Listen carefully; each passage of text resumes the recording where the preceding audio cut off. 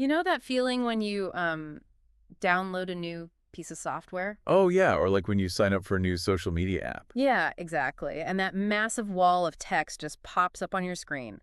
The terms of service. Right. The document nobody actually reads. Nobody. I mean, if you are like most people, you just, scroll blindly to the very bottom. Just looking for that little box. Yep. You check the box that says, I agree, and you just move on with your life without reading a single word. Pretty much. But I want you to imagine just for a second, if that document was not for an app. Imagine if you had to sign a terms of service agreement just to interact with other human beings. Oh, wow. That sounds exhausting. Right, like a binding, highly specific rule book dictating exactly how you were allowed to behave. Down to the smallest details. Exactly, like how you must handle conflict and even the exact tone of voice you're required to use when your roommate is having a bad day. It's a fascinating concept. It really is. So welcome to today's deep dive. We are so glad you are here with us because today, well, we are looking at exactly that kind of document, one that attempts to completely rewrite the operating system of human interaction. And it is a remarkable piece of text to analyze. Yeah. What we are examining today is a translated document from 2009. Okay. It was written by a figure named Zi Feng. And the title is actually quite literal. It's called How to Get Along with Each Other in Lifechanyuan. Lifechanyuan. Right. And it basically functions as the foundational blueprint for a highly specific utopian community. Okay, let's unpack this. Because our mission for this deep dive is to really get inside the extreme social dynamics of this group. The Chanyuan Celestials. Right, the Chanyuan Celestials. We want to understand the psychological and, I guess, philosophical framework a person would need to actually live by these rules day in and day out. Because it's a lot to ask of someone. It's a ton. Yeah. Claiming you have a utopia on paper is one thing, right? But mandating the daily emotional labor to actually sustain it, that is entirely different. It is. And that is the core tension of this document. It completely redefined how a community handles human conflict. By just, getting rid of all the normal rules. Pretty much, it strips away almost every conventional societal norm we're used to relying on. And it replaces those norms with a mandate of absolute unconditional unity. Unconditional. Yes. But to understand how they live, we first have to understand how they see themselves, because their very identity is built on transience.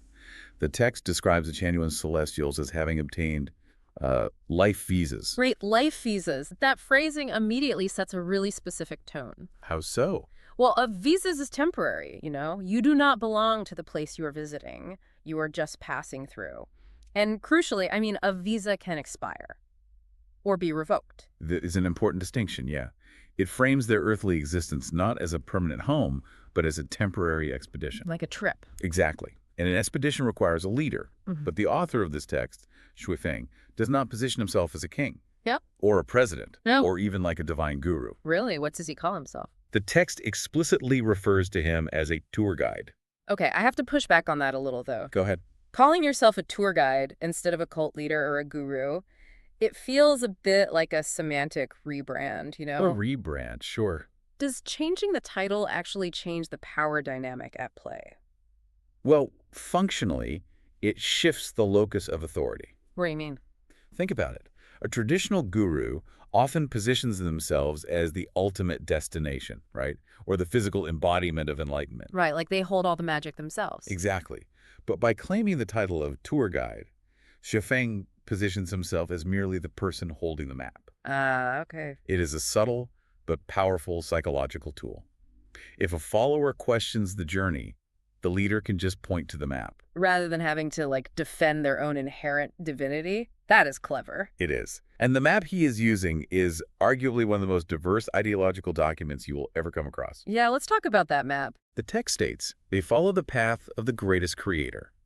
But that path is guided by a highly specific pantheon. And this is where the text throws just a massive curveball. It really does. The lineup of guides includes Jesus Christ, Buddha Shakyamuni, Celestial Lao Tzu, Prophet Muhammad, peace be upon him, and, get this, the former Chinese leader Mao Zedong. Quite the mix.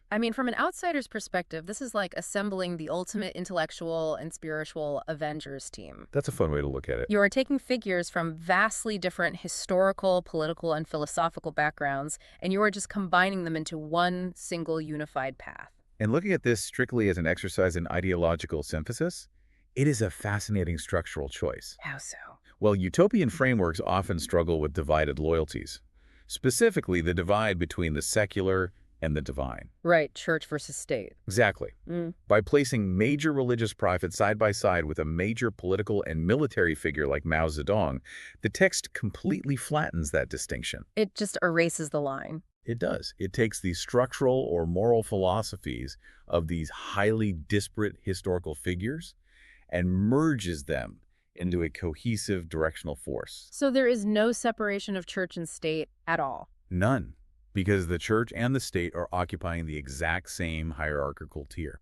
It is like taking the instructions from 5 completely different board games, like chess, Monopoly, Risk, Completely different rule sets. and deciding you are going to use all of them to play one massive new game. But if the leaders at the top are flattened into a single path, does that mean the followers at the bottom are flattened out as well? What's fascinating here is how aggressively the text enforces that equalization among the followers. Oh, really? Yeah, the document mandates that the relationships between Chanyuan celestials are simultaneously as brothers, sisters, relatives, and lovers. Wait, all of those at once? Yes, all at once. The text establishes a paradigm where there are zero differences in nobility or lowliness. So no hierarchy at all. None whatsoever among the followers. The document claims that within this structure, there are no conflicts of interest, no quarreling, and no irreconcilable contradictions. Which, I mean, brings us right back to the reality of human nature. Of course. You can write no conflicts of interest in your terms of service all you want. But putting it into practice. Exactly. If you put 2 human beings in a kitchen together for a week, there is an immediate conflict of interest over who is doing the dishes. That is inevitable friction. Right. If we are all perfectly equal, who takes out the trash? How does this text actually mandate the daily, mundane interactions to prevent that inevitable friction? Well, the rules for daily interaction go far beyond simply delegating chores. Oh. They heavily regulate emotional responses. Wow. Okay. The community is required to perform structural emotional labor. For instance, the text dictates what must happen when a member is unhappy. Let me guess, no ignoring them. Absolutely not. It explicitly bans any gloating or ridicule, obviously. But it goes further. How much further? It requires members to actively intervene with warm and passionate words. Warm and passionate words. Yeah, to make the unhappy person feel loved. And they must use wise words to enlighten them, ensuring they know they are not alone. So you are not allowed to just give someone space. If your roommate is in a bad mood, you are contractually obligated to be warm and passionate toward them. Contractually obligated, yes. Yeah. And it extends to physical health, too. Okay, what happens when someone gets sick? The text outlines that if someone is sick, they receive special life care. Which means? This specifically mandates that the sick individual gets the absolute best food in the home. The absolute best food. Right. You cannot save the premium snacks for yourself. The collective must surrender the highest quality resources to the vulnerable member. That sounds incredibly draining on a daily basis, honestly. But, I mean, I suppose I can see the utopian appeal of guaranteed care. It creates a very strong safety net. True. But my absolute favorite part of this entire document is how they handle personal hobbies. Ah, yes. The rules around hobbies are remarkably rigid. They are so specific. The text insists that if a brother or sister has a special interest or hobby, the community must fiercely protect it. Fiercely protect it. Yes. Members are forbidden from depriving or restraining the hobby.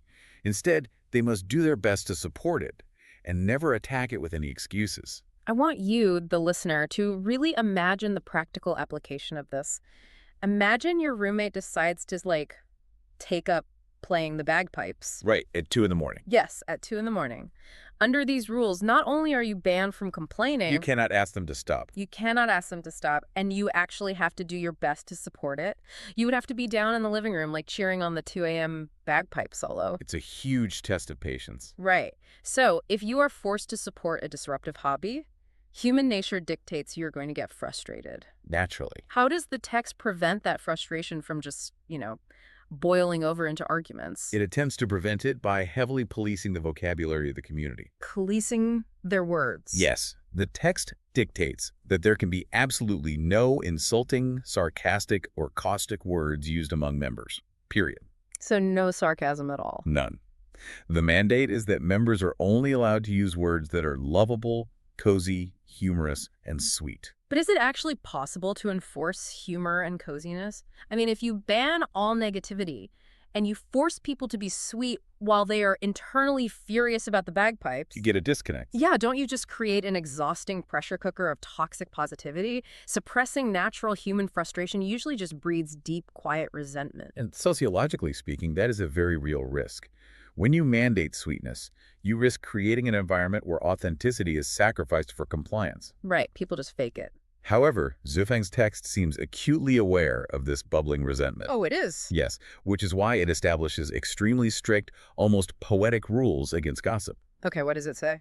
The phrasing it uses commands members not to sprinkle salt on their wounds or pour oil on their sparks. Pour oil on their sparks.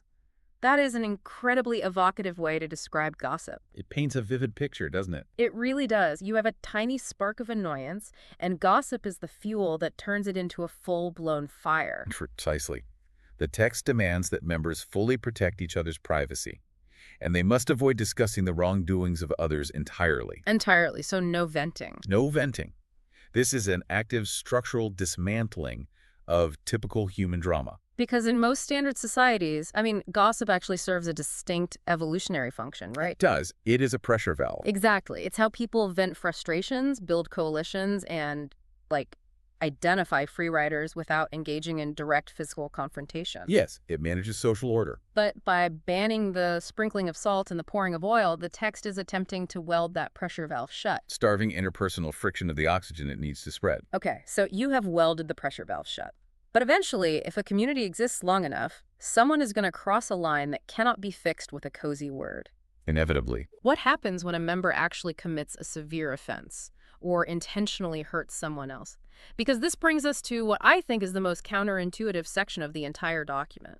It is definitely the section where the social structure of the Chanyuan Celestials diverges completely from any modern society. Yeah, it's wild. The text explicitly states that if a member commits a crime, even if they hurt someone intentionally, there is to be no monitoring, no investigating, and absolutely no taking them to court. Let me just underline that for you listening. No courts, no internal investigations. None. The mandate is to use only love to transform them. Wow. The text specifically forbids attempting a tit-for-tat dynamic or trying to, as they say, combat poison with poison. Here's where it gets really interesting, because from an evolutionary and biological standpoint, this mandate completely dismantles the human fight-or-flight survival instinct. It overrides it entirely. Yeah, if someone attacks you, millions of years of biology scream at you to either fight back to protect yourself or run away and build a wall. Self-preservation. Right, but this text says, no, you just stand there, absorb the damage, and use love. It's radical. It is like actively deleting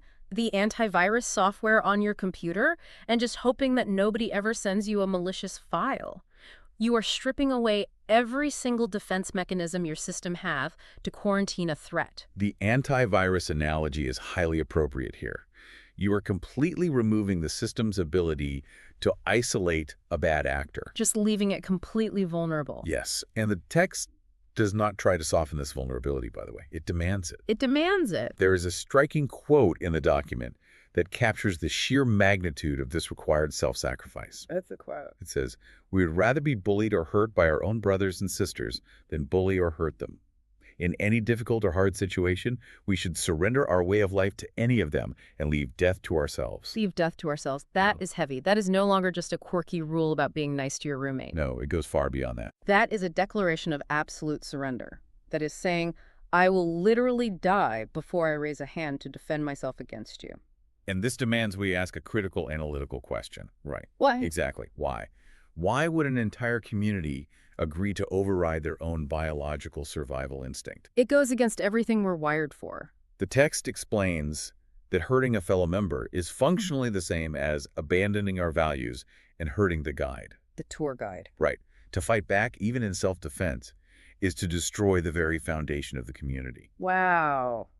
This level of absolute trust requires a complete detachment from physical survival. It requires the members to view their individual earthly lives as entirely secondary to the harmony of the collective unit. But leaving death to yourself is an evolutionary dead end in a standard earthly context. Of course it is. If the fundamental goal of human life is to survive, reproduce, and live a long, comfortable life, then discarding your defense mechanisms is just a terrible strategy. It's a recipe for extinction, biologically speaking. Right, so what is the ultimate goal here? What is the cosmic endgame that makes these members willing to give up their very lives, or even just, surrender the best food in the fridge for someone else? To understand that logic, we have to transition into the underlying philosophy presented in the final sections of the text. Okay, take us there. The document describes the Chanyuan Celestials as people who are free from vulgar tastes, and crucially, they have no nostalgia for the mortal world. Ah, so they do not even care about this world to begin with. That is the linchpin of their entire behavioral framework. Okay. The text instructs them to treat the journey of life with what it calls a game spirit. So what does this all mean, a game spirit? Think about it in terms of a simulation. Because we just went from discussing extreme self-sacrifice and religious prophets to what sounds like esoteric metaphysical sci-fi. It's quite a leap. It is. It is like we suddenly zoomed out from a microscopic view of a kitchen to a galactic view of existence. It recontextualizes everything. If you consider this for a moment, treating life like a game changes the entire context of their rules.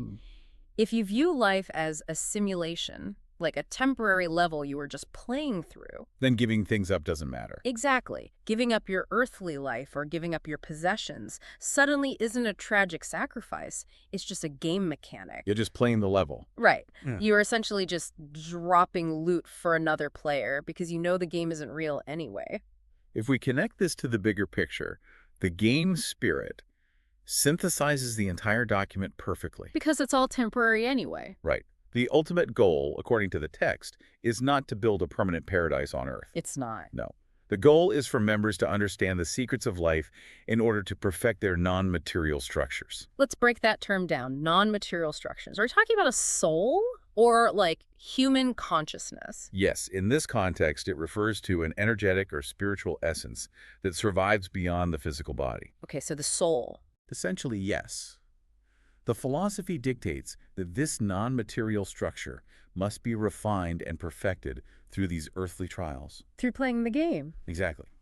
And the final destination of perfecting this structure is achieving the status of celestial beings, To go where? allowing them to march together to what the text calls the Celestial Islands continent. The Celestial Islands continent. That is the destination the tour guide is reading on the map.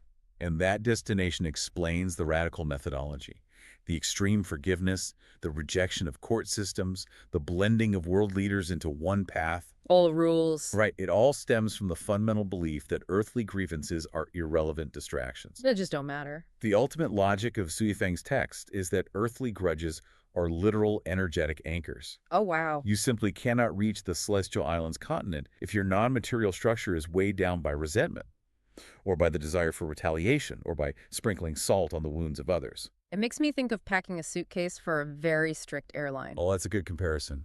You are trying to catch a flight to the Celestial Islands, and the airline has a zero-tolerance weight limit. No extra baggage allowed. None. If you pack anger, if you pack selfishness, or if you pack the desire to win a petty argument with your roommate about the dishes, Your bag is too heavy. your bag is too heavy, you don't get to get on the plane, so you have to empty it all out. You have to leave every single human defense mechanism behind on the tarmac. That is the exact mechanism of the text.